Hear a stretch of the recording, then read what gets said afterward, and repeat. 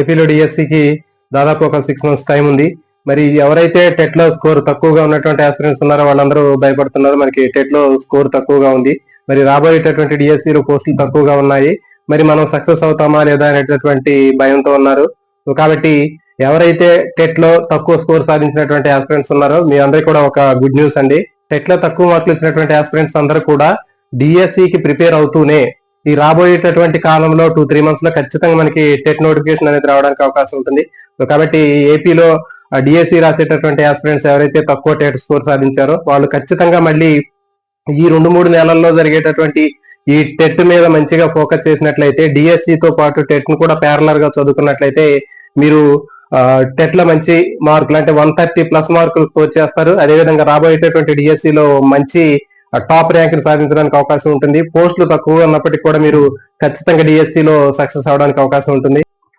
ఇక్కడ నేను కూడా ముందుగా టెట్ రాశాను, తక్కువ 80 మార్కులు స్కోర్ వచ్చిందని చెప్పాను. దాని తర్వాత మళ్ళీ డిఎస్సి నోటిఫికేషన్ రావడానికంటే ముందు ఇలా 6 months గ్యాప్ ఉంది. అప్పుడు మళ్ళీ రెండోసారి మళ్ళీ టెట్ ని అటెంప్ట్ చేశాను. సో ఆ రెండోసారి అటెంప్ట్ చేసినప్పుడు నాకు 101 మార్కులు రావడం జరిగింది. బయాలజికల్ సైన్స్ అయి ఉండి మరి 101 మార్కులు రావడం అనేది చాలా గ్రేట్ గా చెప్పుకోవచ్చు. కాబట్టి సరైనటువంటి ప్రిపరేషన్, సరైనటువంటి ప్లానింగ్ తోటి నేను అట్లా ముందుకు వెళ్ళడం జరిగింది. సో మనకి ఎప్పుడైతే మనకి టెట్ లో మంచి మార్కులు స్కోర్ ఉంటుందో సో అప్పుడు మనం కాన్ఫిడెన్స్ అనేది బాగా పెరిగిపోతుంది. నెక్స్ట్ డిఎస్సి కూడా మనం ఖచ్చితంగా సాధించగలుగుతాము. నేను కూడా ముందుగా మొదటిసారి టెట్ రాసినప్పుడు టెట్ లో తక్కువ స్కోర్ అంటే 80 మార్కులు రావడం జరిగింది. తర్వాత జరిగినటువంటి డిఎస్సి ఏదైతే ఉందో ఆ డిఎస్సికి టెట్ కి మధ్యలో కూడా మళ్ళీ సో ఇదే విధంగానే దాదాపు ఒక 6 months టైం అనేది రావడం జరిగింది.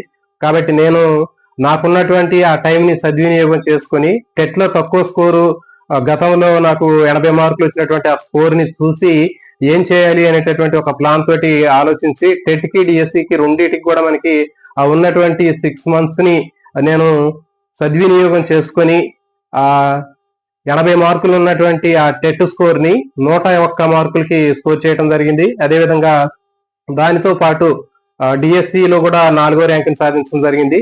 మరి ఈ డిఎస్సికి టెట్ కి ఉన్నటువంటి ఈ టైం ఏదైతే ఉందో ఈ టైం ని సద్వినియోగం చేసుకొని నేను సక్సెస్ అవడానికి కారణమైనటువంటి ఆ స్ట్రాటజీని ఇక్కడ మీకు ఈ వీడియో రూపంలో అందజేయబోతున్నాను. వీడియోని ఎక్కడ స్కిప్ చేయకుండా చివరి వరకు చూడండి. టీచర్ జాబ్ చేయాలి అనుకున్న వాళ్ళకి ఖచ్చితంగా ఉండాల్సింది ముందు చూపు. సో ఎవరికైతే ముందు చూపు ఉంటుందో ఖచ్చితంగా వాళ్ళు రాబోయేటటువంటి డిఎస్సిలో సక్సెస్ అవుతారు.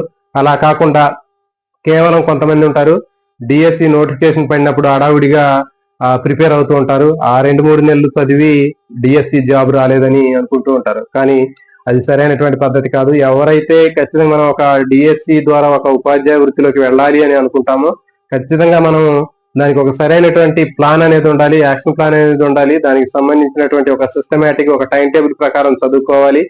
డిఎస్సిలో పోస్టులు తక్కువగా ఉన్నాయి అనేటటువంటి ఆ నెగిటివ్ థింకింగ్ నుంచి బయటికి ఎవరైతే వస్తారో వాళ్ళు మాత్రమే ఖచ్చితంగా సక్సెస్ సాధిస్తారు.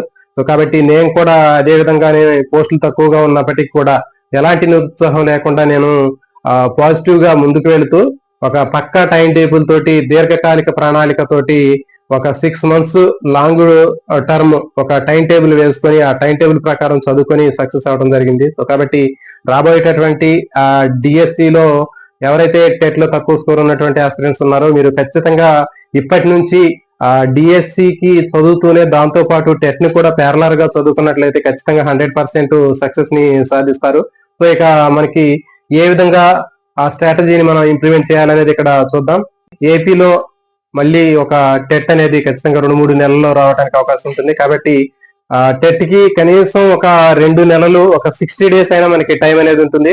ఆ 60 days లో మీరు ఫస్ట్ ఆ టెట్ కు సంబంధించినటువంటి అంశాలని మీరు చదివే ప్రయత్నం చేయండి. అంటే మనం తీసుకున్నట్లయితే పేపర్ 1 కి దాదాపు మొత్తం అన్ని రకాలైనటువంటి అంశాలు ఉంటాయి. తెలుగు ఉంటుంది, ఇంగ్లీష్ ఉంటుంది, మ్యాథ్స్, సైకాలజీ, తర్వాత మెథడ్స్. సో కాబట్టి టెట్ కి ప్రిపేర్ అయ్యేటటువంటి ప్రతి ఒక్క ఎస్జిటికి సంబంధించినటువంటి ఆస్పిరెంట్స్ అందరూ కూడా మీరు ఖచ్చితంగా అదే సిలబస్ మొత్తం కూడా డిఎస్సిలో కూడా ఉంటుంది. కాబట్టి మీరు టెట్ లో తక్కువ స్కోర్ వచ్చినటువంటి ఆస్పిరెంట్స్ మీరు 130 స్కోర్ పెట్టుకోండి.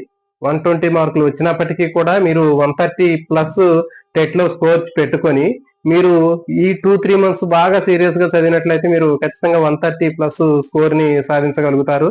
తర్వాత ఈ టెట్ అయిపోయిన తర్వాత అదనంగా ఉన్నటువంటి అంశాలు ఏవైతే ఉన్నాయో వాటి మీద ఎక్కువ మీరు ఫోకస్ చేయాల్సినటువంటి అవసరం ఉంటుంది. అంటే టెట్ లో ఉండి డిఎస్సిలో లేనటువంటి అంశాలు ఏవైతే ఉన్నాయో ఆ అంశాలను మీరు ముందుగా ప్లాన్ చేసుకోండి. సో ఇప్పుడు మీరు ఈ రోజు నుంచి టైం టేబుల్ స్టార్ట్ చేసినట్లయితే ఈ 2 months లో మొదటి 2 నెలల్లో ఆ టెట్ లో ఉన్నటువంటి అంశాల మీద ఎక్కువ ఫోకస్ చేయండి. అవి చదువుకున్న తర్వాత ఆ టెట్ అయిపోయిన తర్వాత అదనంగా ఉన్నటువంటి అంశాలు ఏవైతే ఉన్నాయో అవన్నీ కూడా డిఎస్సికి సంబంధించినటువంటి అంశాలన్నీ కూడా ఈ టెట్ ఎగ్జామ్ అయిపోయినాక చదివే ప్రయత్నం చేయండి.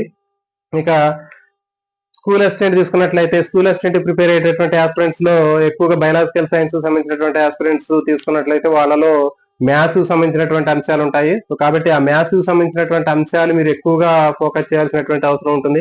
రివిజన్ అంటే గతంలో రాసినటువంటి టెట్ పేపర్ మనం అనాలిసిస్ చేసినప్పుడు దాన్ని రివిజన్ చేసినప్పుడు దాంట్లో ఏ అంశాలు మనకి తక్కువ మార్కులు వస్తున్నాయి, ఆ ఉన్నటువంటి తెలుగు, ఇంగ్లీషు, మ్యాథ్స్, తర్వాత కంటెంట్, సో వీటిలో ఏ అంశాల్లో మనకి తక్కువ స్కోర్ వస్తుంది అనేటటువంటి అంశాలు మీరు చూసుకోండి. సో దాని ప్రకారం మీ యొక్క ప్రిపరేషన్ ని ప్లాన్ చేసుకోండి. ఈ విధంగా మనకి ఎక్కువ టార్గెట్ పెట్టుకొని మనం ఇప్పటి నుంచే చదివినట్లయితే రాబోయేటటువంటి టెట్ లో ఖచ్చితంగా 130+ మార్కుల్ని స్కోర్ చేస్తారు. సో ప్రాక్టీస్ బిట్స్, సో ఇది చాలా చాలా ముఖ్యమైనటువంటిదండి. టెట్ కి సంబంధించినటువంటి గత ప్రశ్న పత్రాలను మనం అనాలిసిస్ చేసి దానికి సంబంధించినటువంటి అదే రకమైనటువంటి ప్యాటర్న్ లో ఉన్నటువంటి ప్రశ్నల్ని మనం మార్క్ టెస్ట్ల రూపంలో కానీ ప్రాక్టీస్ బిట్ల రూపంలో కానీ చేసినట్లయితే ఖచ్చితంగా మనకి స్కోర్ పెరగడానికి అవకాశం ఉంటుంది.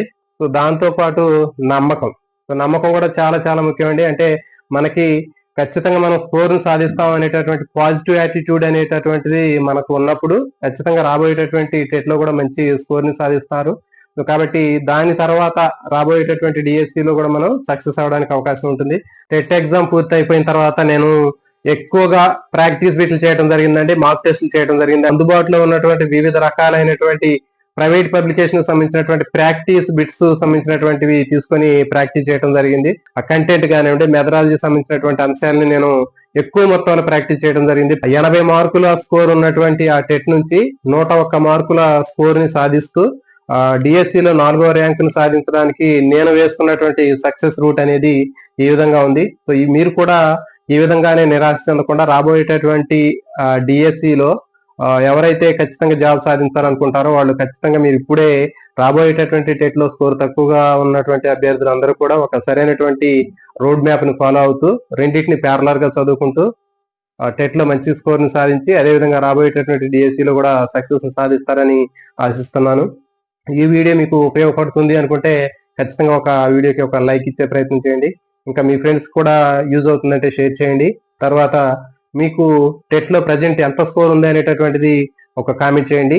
ఇలాంటి మరిన్ని వీడియోల కోసం ఛానల్ ని సబ్స్క్రైబ్ చేయండి. All notification bell icon on చేసుకోండి. Thank you for watching.